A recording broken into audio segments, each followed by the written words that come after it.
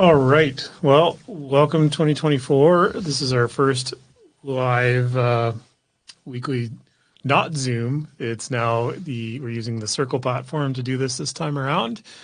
And welcome back, everyone. So happy New Year's. We've got myself, we've got Finn and Jen joining us today. So the three of us are going to be live. A couple housekeeping things. So we're recording this so you can watch it if you weren't able to make it here live.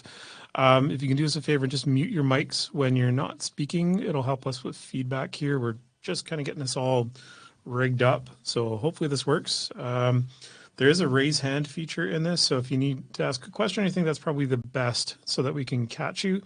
The plan with this is, so we've done a fair bit of this in the past, but we're going to restructure these a little. First 15 minutes or so are going to be pre-recorded content, or not pre-recorded content, but pre-scheduled and planned content where we go over some stuff, and then we'll open it up to discussion, and then anything you guys want to talk about for the next half an hour. Our goal is to keep this at 45 minutes or less. So we'll just kind of keep this straightforward and simple for you. This week, we are going to talk about introduction right at the beginning. So basic flight controls, flight maneuvers, how to basically fly a multi-copter drone. So we're going to cover introduction to drone piloting, and we're going to go over safety protocols in a general sense. So what is the bare minimum required to fly any drone? What should you do? Then we're going to go and talk about a recent drone helicopter incident that's got me a little fired up. And then we will open it up for questions and open discussion, and everyone can share. All right, basic RC controls. So we're going to talk about basic flight controls. If you haven't flown a drone before or flown an RC aircraft, they're all basically the same. We typically use what's called mode 2. There's 3 different types of modes for drone flight controls, for RC flight controls. And what the mode determines is what each stick does, what command. So for what we're doing, we're going to be talking about using basically any kind of RC control. It doesn't matter what the controller is. We're not focused on any of the other buttons or features or stuff like that. This is a DJI smart controller. So it has a built-in screen. It's got a few extra buttons and some other stuff. But all we're really focusing on are the 2 sticks, right? So the basic RC controls. So let's start it off. Like I said, we're in mode 2. This is most commonly what you would find out of the box for a DJI product, for pretty much any RC controller. It's going to be configured into mode 2. I'm going to explain one more thing about multi-copter drones is what we're going to be specifically talking about. So this is a quadcopter, a hexacopter, octo, 8 rotors. It's the GPS assisted flight controls. But I'm going to show you real quick the difference between what's called GPS mode and acro mode. So let's see, here's a GPS mode flight. And you can see it's just a normal kind of level flight. This is what you would typically see like a Mavic, or like this drone here, the Mavic 3, or a Mini, or a Nevada in basic mode. This is what these kind of flights would look like. They're just standard level horizon type shots. There's going to be orbits, there's going to be zooms and pushes and dollies, all the different names, or pan and tilt.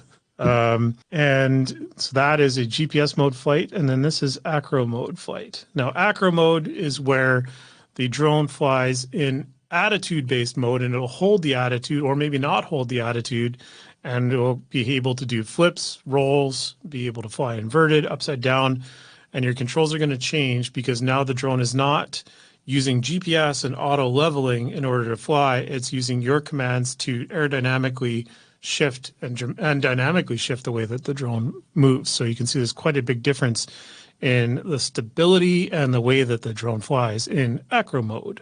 First off, on the left side of the controller, you've got 2 sticks. Like I said, we're not talking about anything else but the sticks.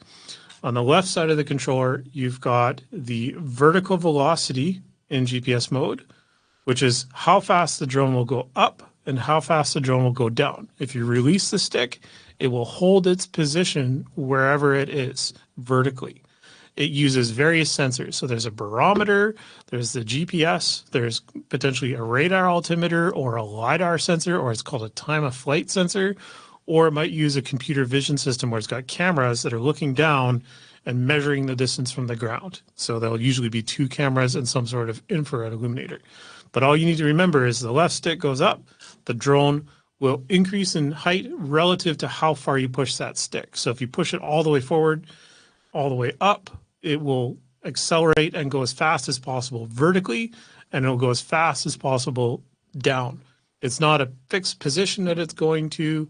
It's not a, it's just rate of change that it's going is what that relative controller is. Up fast, down low. Sorry. And then if you were in acro mode, just to explain, there is two differences. That's one of the primary differences with acro mode is this is now your throttle. And when the drone is being used in throttle mode, typically you will not have a return to sender on the controller. You'll actually have no spring or no return. And most FPV controllers will have the ability to, if the throttle should stay at the bottom when it's not being used, because as you increase the throttle, it's going to increase how fast all rotors are spinning.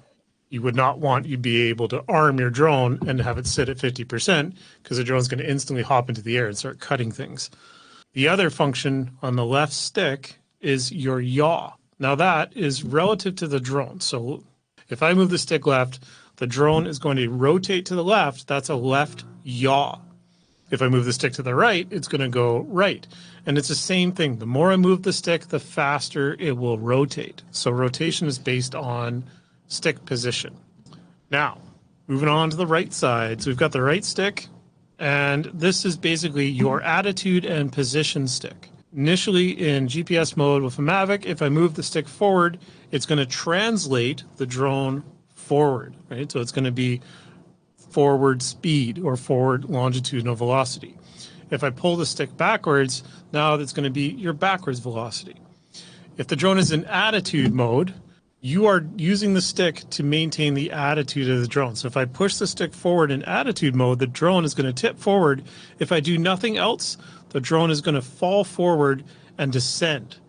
I have to do a coordinated movement of both tipping the drone forward and increasing throttle so that the drone will not fall out of the sky.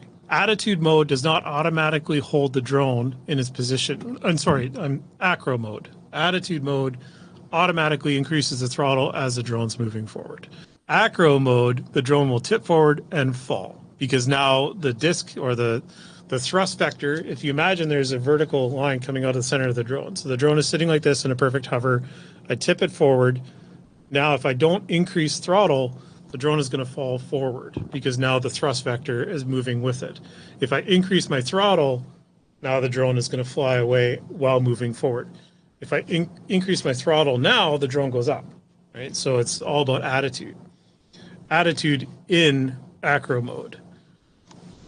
If I'm using ATTI mode, which is pretty uncommon these days, like you can't buy a new Mavic drone that has ATTI mode, but these drones will revert to ATTI mode if they are completely blind. And what that is, again, it does, if the drone is in ATTI mode and it's perfectly still, there's no inputs or influences or anything, it'll just sit there.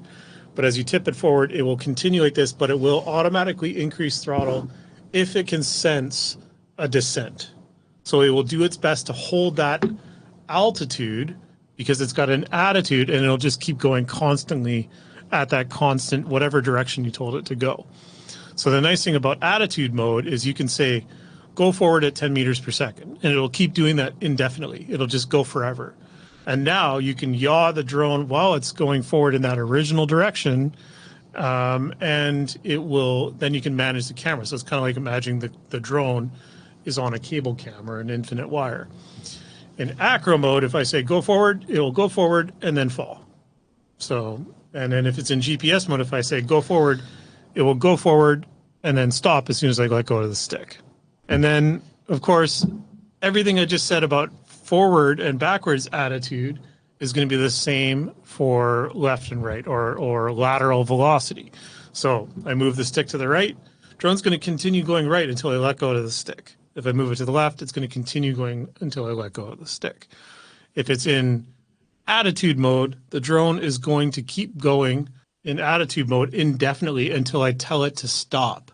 Right? So if I tilt the drone left and let go of the stick, the drone is going to tilt it to whatever the top, like, let's say I added 15 degrees of attitude. It's going to keep going to that 15 degrees, and then it's going to keep going at that 15 degrees until I move that 15 degrees back to 0 or in the opposite direction to counteract that. All right, my turn. Now we're going to talk a little bit about the minimums for safety protocols, checklists, and procedures. So at a bare minimum, a drone pilot needs normal procedures, emergency procedures, and a site survey checklist. Now, you might be wondering, where can I get that information?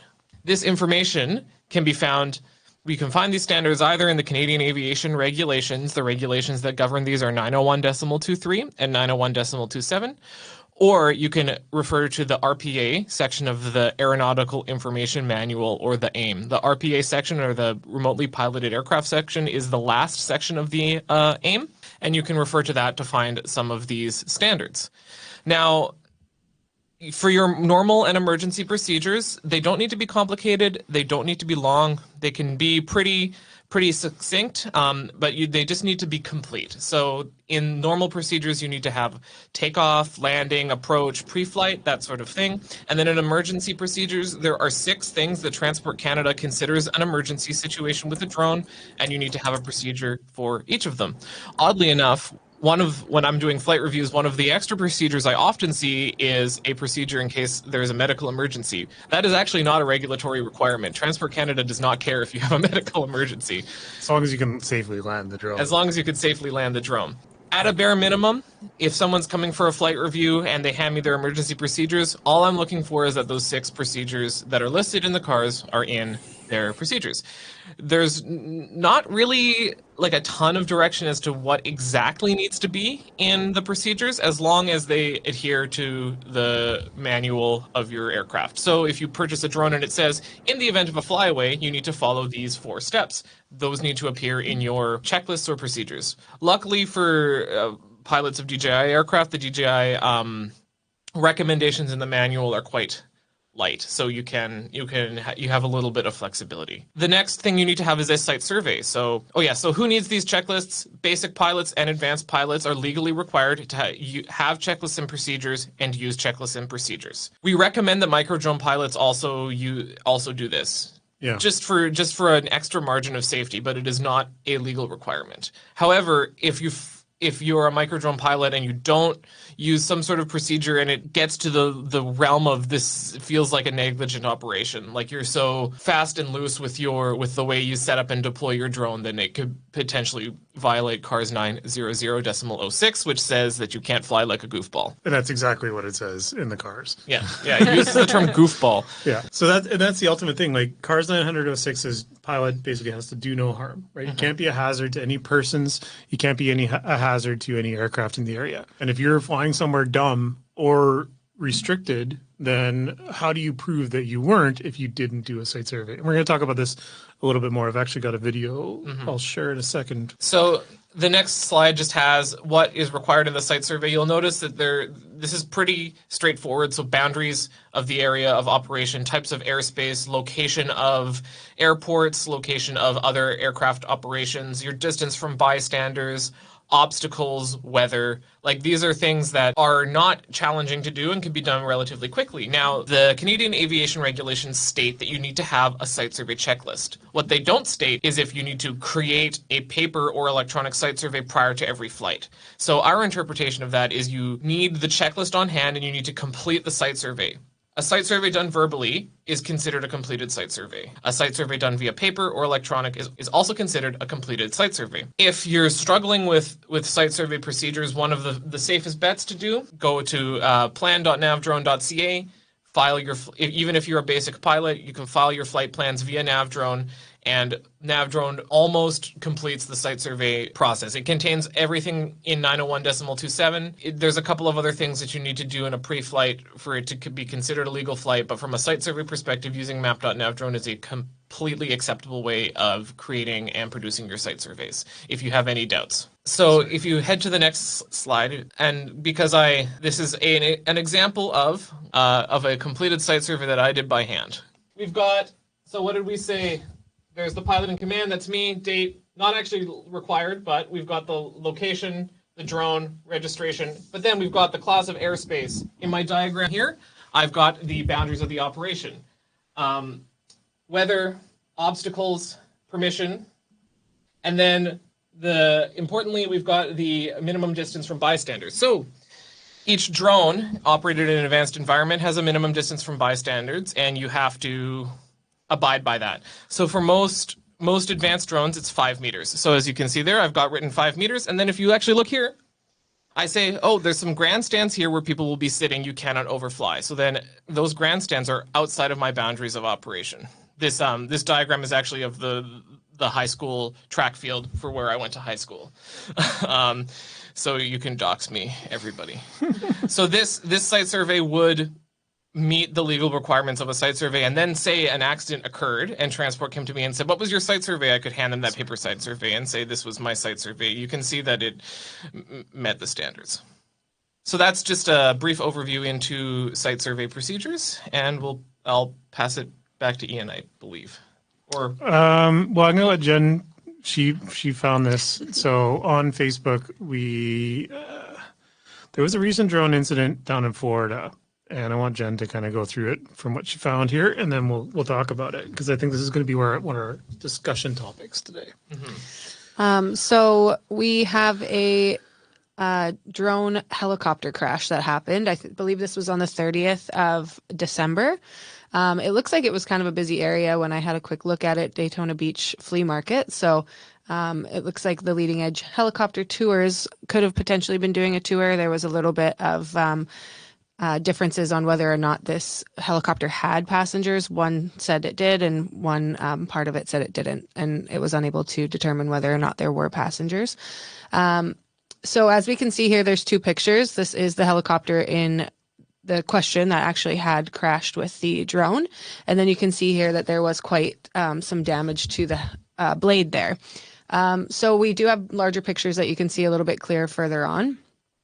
But this is just going to say what exactly happened according to, I guess, both parties. So the helicopter pilot was lifted off at the time. He said he had seen it through the window. He did see the drone through the window, but he was unable to avoid it. The helicopter blade, as we saw, was damaged, and the helicopter was able to land safely. As you can see here, it did say 3 people were on board in that part of it. The drone operator said that where did it say? That he was looking down. At one point, it said he was looking down at his controls. So he wasn't aware that the helicopter actually had lifted off or maybe was in his area. So neither the helicopter or the drone actually were able to avoid each other, unfortunately. If you go to the next slide, we can see a little bit more in detail. I think these are just better pictures. So as you can see, the damage is quite substantial. Luckily this helicopter pilot was able to land, but unfortunately these are the realities that everybody faces, whether you're in a manned aircraft or a drone, flying a drone. So we got to be careful of these things for sure, but quite concerning and scary for sure. Yeah. So context-wise, we've got. Also, sorry, Ian, coming from 3 people that fly manned aircraft as well. So yeah, exactly. Yeah. Yeah, just kind of sucked on the introductions here. So you know me hopefully by now, and then Jen is on our team. She started in early December, late November. Mm-hmm. Jen also is a commercial helicopter pilot. She works with our sister company, Sky Helicopters. She's got experience quite a bit now working with, we do tourism as well on the Sky side. So, and we operate the exact same aircraft, the Robinson R-44s. It's a 4-seater helicopter, 2,800 pounds, I think is what the weight limit is. Those blades are a metal honeycomb. There is not a lot of damage that they can tolerate. And so in the notes there, they're saying $60,000 at least. Well, that's because it looks like they're probably going to scrap one blade for sure. And most likely they're going to probably end up having to scrap the other one, or it's going to be difficult to find a pair of blades in the same time or same age.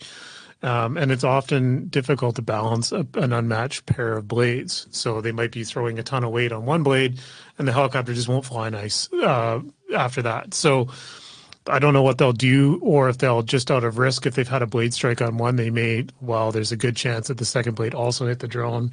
So they'll either write them both off, or send it for repair. So it's at least $60,000. And that's not including, there's probably an inspection for sudden stoppage on the motor or on the engine. There's a ton of, like, when you get into moving people, there are the safety standard, the maintenance standard is phenomenally unyielding when it comes to things like this, because there is no acceptable risk for when it comes to maintenance.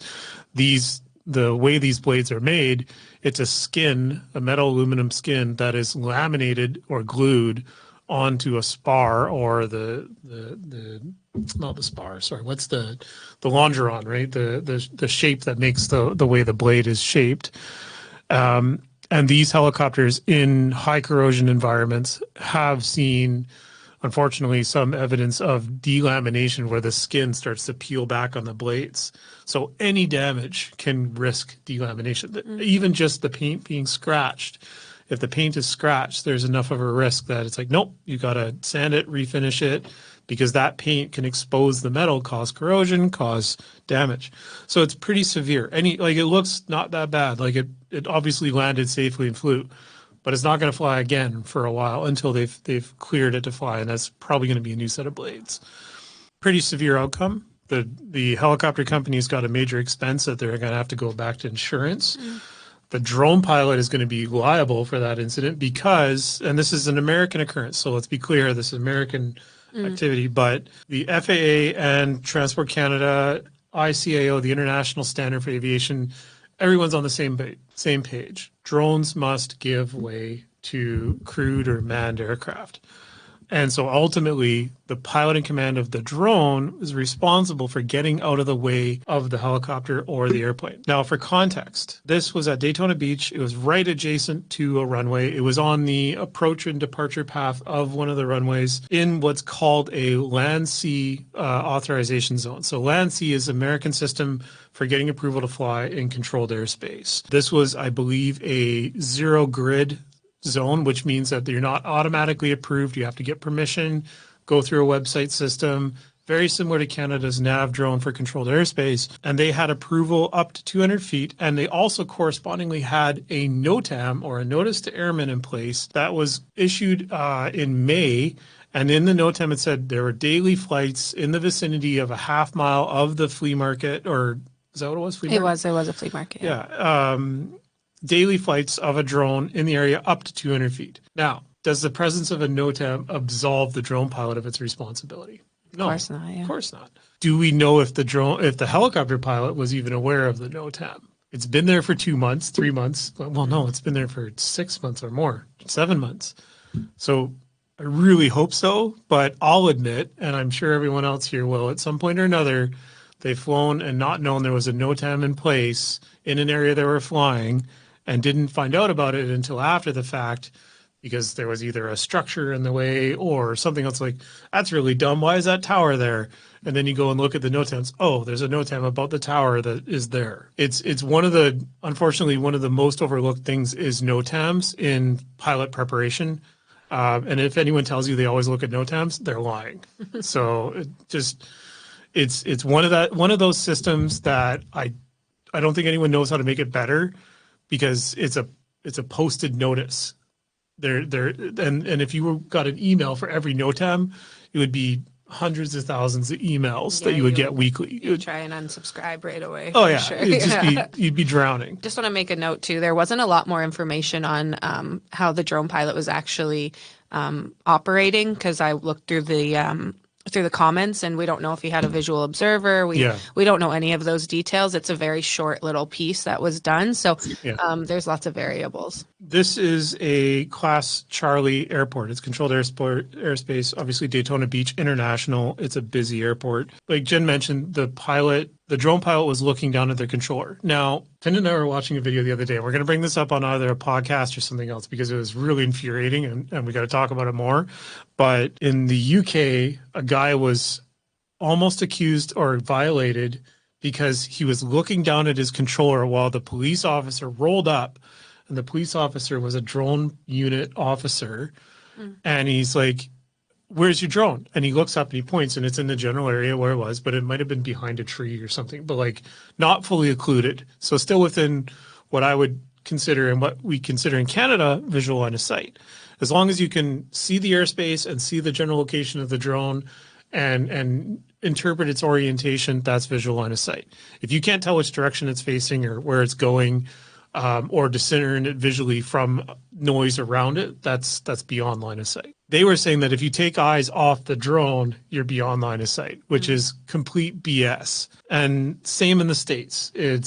You can look down at the controller as long as you have awareness of the airspace you're operating the drone and maintain a visual scan of the area. Now, one of the big things that I find, and one of the most important reasons to use a visual observer, is noisy environments. This is an international airport. There are planes and jets and everything taking off. There's going to be a lot of noise. You're going to have a lot of false positives, right? People that, or helicopters or stuff, and you're going to lose sight and you're going to start tuning that out. This has happened daily for the last 6 months. That operator might have been the same operator for the last 6 months, and they've probably tuned out the noise of helicopters and airplanes taking off and landing. So visual observer absolutely should have been used. Hopefully they were. Maybe they missed it as well. Again, noisy environment. The other factor here that I haven't seen people really talk about, though, is when a helicopter is on final approach, if it's approaching the runway, let's say it's at about 60 knots, you've got Doppler effect, right? So sound compresses as it's approaching you, and it changes in pitch and it changes in intensity. It's going to be quieter and higher frequency and harder to discern where it's coming from and how fast it's approaching when it's at a low power setting and approach. The blades are constant RPM, but the engine, the entire way the aircraft is approaching may be quieter until that last attitude change where it starts increasing pitch and power. So there is a good chance that it was coming in at 60 knots and didn't hear it, boom, oh crap, there's a helicopter. And the other part of that, we go back to the basic flight controls. If you go full down on the stick, maximum descent rate in GPS mode, I think this was a Mavic 2 Pro, is under 10 meters per second. So under 36 kilometers an hour. And think about how slow 36 kilometers an hour is descending.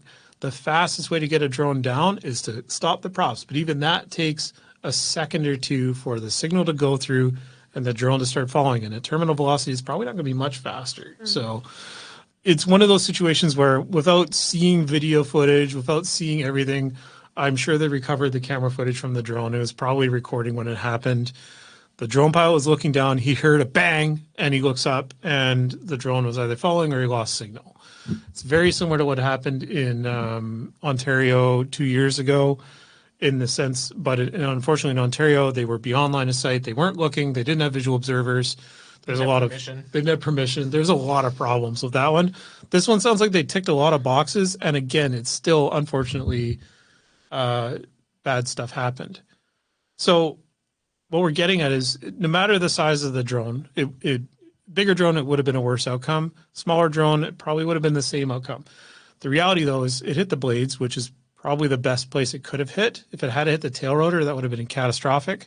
If it had gone through the cockpit, that would have been equally as catastrophic and traumatic, and probably very bad injuries to people because the Lexan bubble on an R44 is just that. It's just Lexan. It will shatter.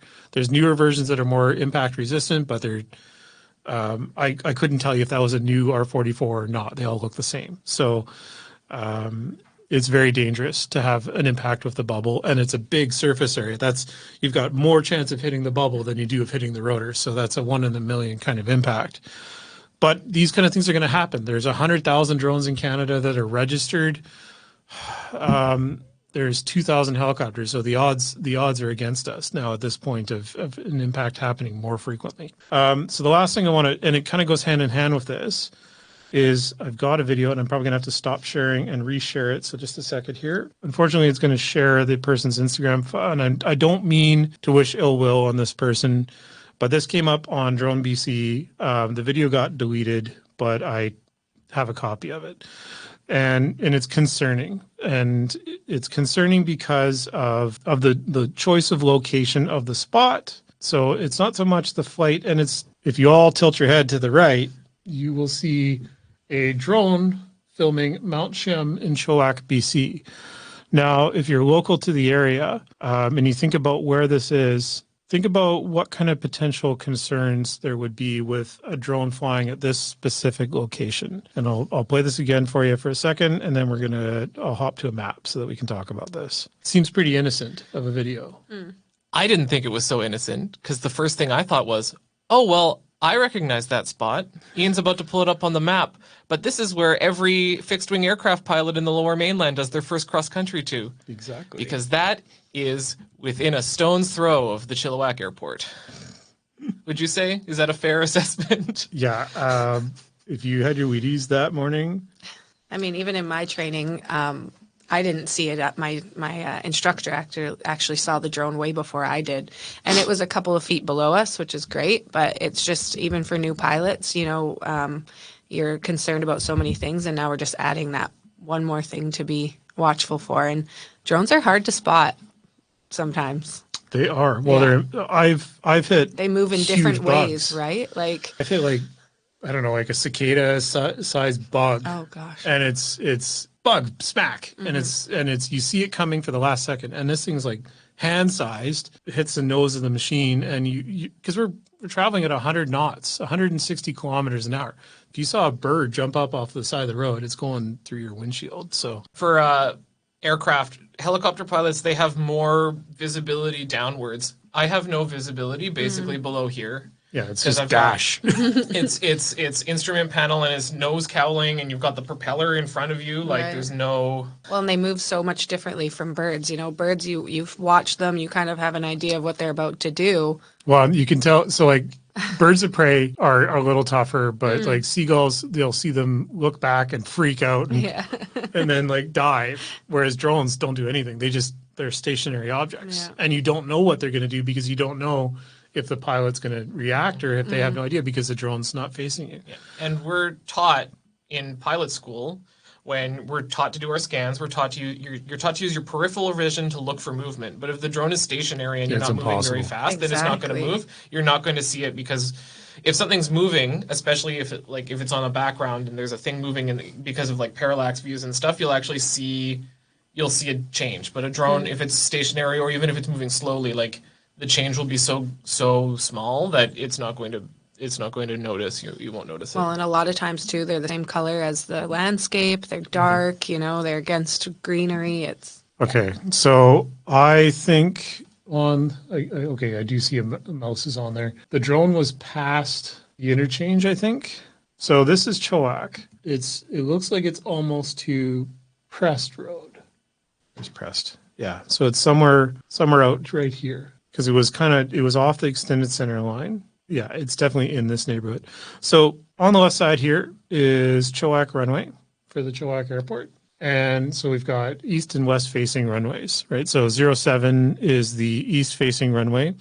And 07 in Chilliwack is a right-hand circuit because of the city up to the north. So they don't want people doing pattern or circuit work over the city. So right-hand circuits when you're facing 07, left-hand circuits when you're facing, left-hand circuits when you're facing 26, the opposing runway, and you join from the north. So people are flying down from the north and then crossing over the field and then turning left or right. We've got many videos about circuit work in Canada and across the world. So anyway, airplane takes off. They've probably got three choices when they take off facing 07. They're going to go straight out and head towards Hope and across country or whatever. They might turn left and head north across the river, or if they're doing pattern work or circuit work. Yeah, so if they were departing, so because it's an uncontrolled airport, an aircraft has to climb to 1,000 feet before they make a turn, which means, because if it was a controlled airport, they could turn much sooner, but they actually have to continue along the extended center line until they're at 1,000 feet, and then they would either continue straight out, or if they were departing to the west, they would turn to the right and then depart parallel to the runway, and if they were departing to the north, they would just turn left. Exactly. But that means that they might be at 1,000 feet, but if you're flying a 152, you might not be. You might not be at 1,000. They're very power limited aircraft. So by the time that you reach the place where this drone pilot was, they could be probably anywhere between 400 and 800 feet. They're on the struggle bus, depending on how big the student and the instructor is, the fuel, the winds that day, just the general airmanship of the pilot. Right, they could be all over the place if it's their first lesson. Yeah, this is if you trim for your best Yeah. Trim for your best rate of climb, but if you haven't flown in a while or you're a less experienced pilot, maybe you don't adopt your best rate of climb and you climb at a lower. They may even elect to extend their takeoff altitude. So there's a CARS exemption for the purposes of taking off or landing where you can be below 1,000 feet. And some people might use that to. Well, it's 1,000 feet over a built-up area. This is not a built-up area. Exactly. So it's 500 feet. Yeah, exactly. So there's very good chance that an airplane in the circuit could be at an altitude where most people are like, well, 400 feet. And then the other thing about this, just to be clear, this video was shot from all that I can tell, a micro drone. So there's a whole other can of worms for CHOAC because it's a certified aerodrome or an airport. You have to have an advanced license to fly inside this yellow area on the map. But as a micro drone, you don't. And that's one of the problems with micro is you look at the map and you're like, oh, there's no restrictions. I can fly here. Well, the map doesn't show you where aircraft are flying. We don't have a holistic picture. And this is where Ian's rant is going. If you're a micro drone pilot, right now, we talked about the basic safety procedures of 90127, the requirement to do a site survey. Micro drones do not extend into CARS 900 subpart 1 or CARS 901, but they only look at 900s. It is my opinion, and maybe this will be my 2024 mission, is 90127 should be 900.27 because all drone pilots need to do a site survey. How would you know, wherever you pick up your drone, regardless of this situation, how would you know if the area is restricted airspace under a CYR? How would you know if there's a wildfire within 5 nautical miles of you or 3,000 feet? Doesn't matter. Or how would you know if there's a NOTAM in place without using some sort of tool to do a site survey? And if that is not spelled out in a process, which it is in 90127 right now, how would you know? Right? There is no requirement for you to do that. That's why I think 90127 should be moved into 900 because the interpretation of 90127, the A through H of the site survey requirements, is so flexible as it is that you can do it visually and just say, yeah, I did this. But right now there are no tools. Unfortunately, I'm coming at this from an enforcement side, but there is no tools for enforcement to say, you didn't do a site survey. They can only look at 900.06 and be like, you were flying recklessly. Well, how were you flying recklessly? No one was hurt. It was potentially not at risk. From an enforcement standpoint, there is other things. So micro drones are considered aircraft. There are places in Canada where no aircraft can fly without permission. This is called a Class F restricted airspace. So that's in 600, right? Which is in 600. So because it's still an aircraft, you still have to abide by all of the CARs. So you can still get a CAR 600 violation, which happened in the Jasper fire 2 years ago. Someone got hit with like a $20,000 fine, and part of that was because they had violated the airspace. So there are other I think the point that I'm getting at here is the fact that it's not in the microdrone section actually hurts microdrone pilots. Yes. Because they might not have read CARS 600 because who's read CARS 600 besides you and me and Jen, right?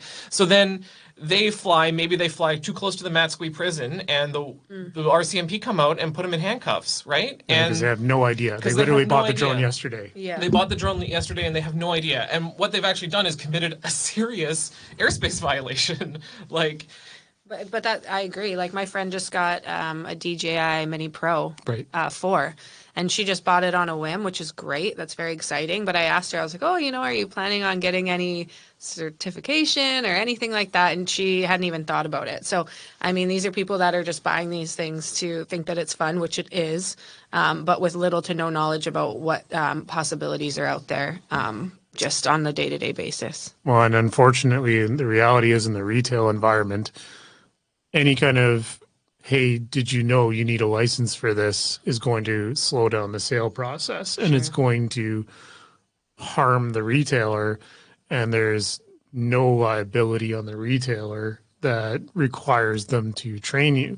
So there isn't the same as, like, for example, guns. Right? Guns require you to have a license before you can handle it, before you can purchase it or acquire it. So and then a retailer is obligated to confirm and educate the buyer at the purchase of a firearm. So, and I'm not saying drones are in the same category. These are tools and everything else, but there are consequences to a lack of education and a lack of safe operation that's either going to lead to more regulation, more rules, or it's going to lead to an outcome that results in a minor or a catastrophic or a fatality. And that's really what we always have to look at is what's the longest or the deepest risk that we've got to deal with here and try and mitigate that as far back in the chain as possible. And training and unfortunately, without training, enforcement is the other side of it. So we do the best that we can to educate. We're not enforcers. We're not going to call, like I said, I didn't like that I couldn't sanitize that video. And I'm not calling shade on that particular person or anything like that's an education opportunity. There's thousands of those every day. And it's a systemic problem with the micro drone space that we got to look back. 2019, the drone rules changed. My first DJI drone, like a consumer level drone, was a Mini 1. And I was already a helicopter pilot for nearly a decade. I was in operations. I looked at the Canadian aviation regulations daily. And I every day I went to fly my Mini, I had anxiety because it was so unclear to me at the start what the drone laws were for micros. And it just was experience of confidence and figuring out this process that led to understanding, it's wide open field, but maybe it shouldn't be in some regards. So that's my rant. Thanks so much for staying through that. My TED Talk will be out in March. So I'm going to open it up to anyone that's got some questions. We'd love to hear from you guys. Thank you for our first of the year. And how was your holidays? And what's sitting on your desk for a drone now, if you're new to the group? And if no one, okay, Mike, go ahead. Hey, buddy, I'm new to the group and just. All right. Well, thank you so much, everyone, for coming. I promise I'd keep this at an hour or less. So I really appreciate your time today. And hopefully we'll see you all next week. And we'll have a new topic posted up then.